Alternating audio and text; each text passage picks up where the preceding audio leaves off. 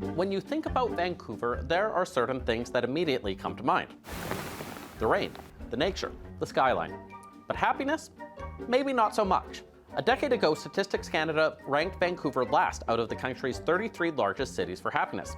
Vancouver's reputation for being hard to make friends was big enough to get international attention.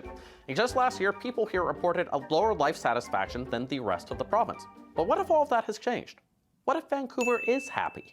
Today, in Happy City Index Gold Cities profiles, we're turning our spotlight on Vancouver, one of the world's most forward-thinking and livable cities. This month, the Happy City Index ranked 200 cities across the world and got a lot of attention for its conclusions. And at number 11, the happiest city in North America? That's right, it's us. Vancouver is happier than anywhere else on this continent, at least based on this report.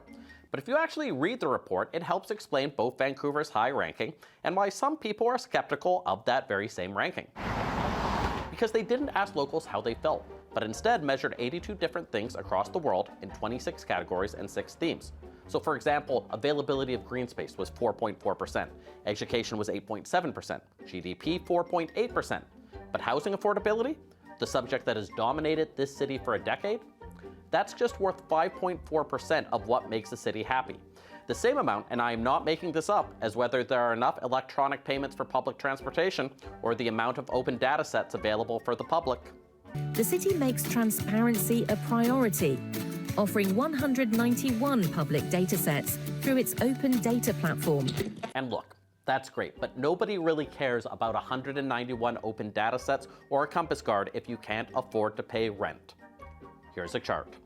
The annual report by Demographia measures median house prices to median income in 95 major cities, and there, fourth from the bottom, is Vancouver. So what does this happiness report tell us? Well, on the surface and in the statistics, there is still so much to love about Vancouver, and how that contrasts with how people feel continues to fuel much of the tension in this city. But two, if you're going to care about rankings, a solid rubric is just as important as a roof over your head. Justin McElroy, CBC News, Vancouver.